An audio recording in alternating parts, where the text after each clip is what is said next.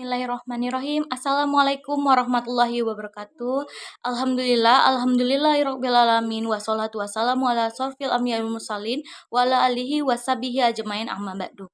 Yang paling utama, marilah kita panjatkan puji syukur atas kehadiran Allah Subhanahu wa taala yang telah memberikan nikmat dan kesempatannya pada saat ini.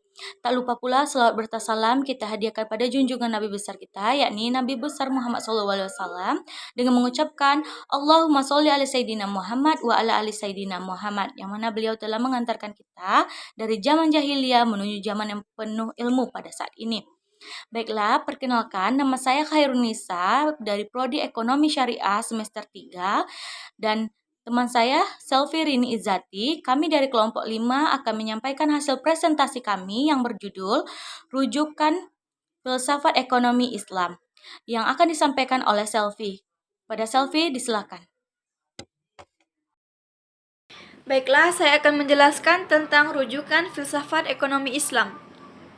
Filsafat ekonomi Islam. Landasan ekonomi Islam didasarkan pada 3 konsep. Yang pertama, keimanan kepada Allah. Yang kedua, kepemimpinan. Yang ketiga, keseimbangan dan keadilan. Selanjutnya, tauhid.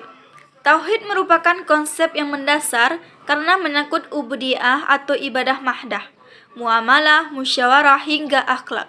Konsep tauhid bukanlah sekedar pengakuan realitas, tetapi juga suatu respon aktif terhadapnya.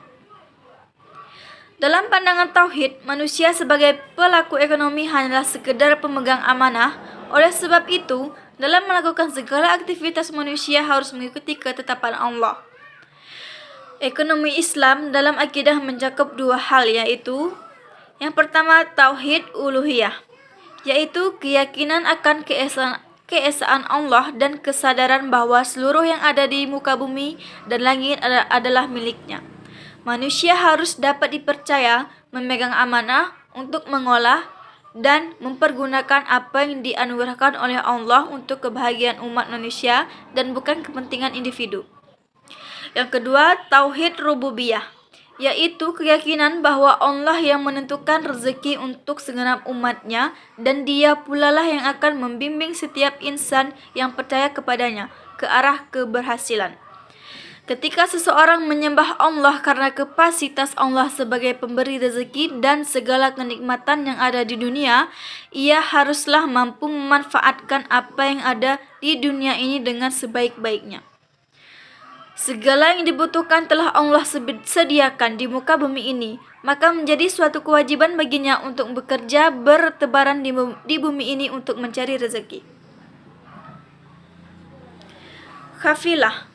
Khalifah.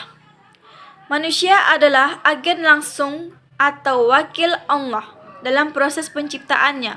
Konsep khalifah atau dalam pengertian pengelolaan disebut khalifah menyediakan basis bagi sistem perekonomian di mana kerjasama dan gotong royong atau disebut kodeterminasi menggantikan kompetisi yang selama ini menjadi ciri dominan dalam proses interaksi ekonomi.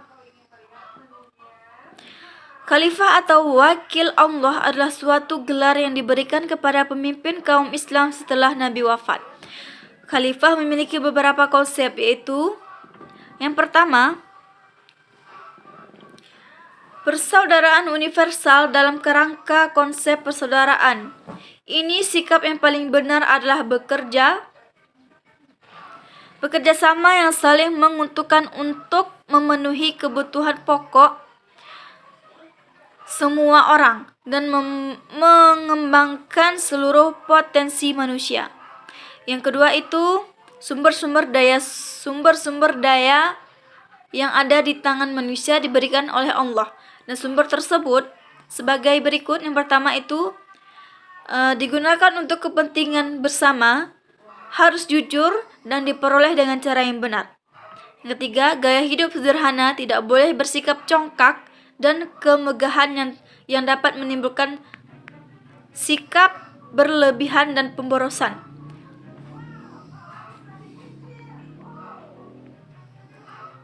Sejarah perkembangan ekonomi Islam ini mulai ada sejak Nabi mempraktekkan ekonomi di kalangan masyarakat Madinah.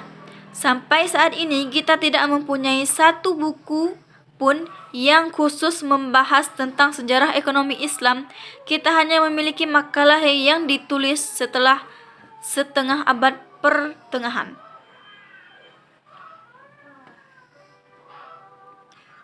Selanjutnya, keadilan dan keseimbangan.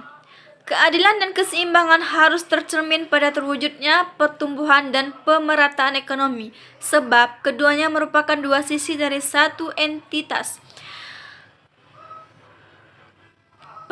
Pembangunan dengan demikian bukan berarti pertumbuhan pendapatan secara nominal, melainkan juga distribusi pendapatan tersebut secara merata.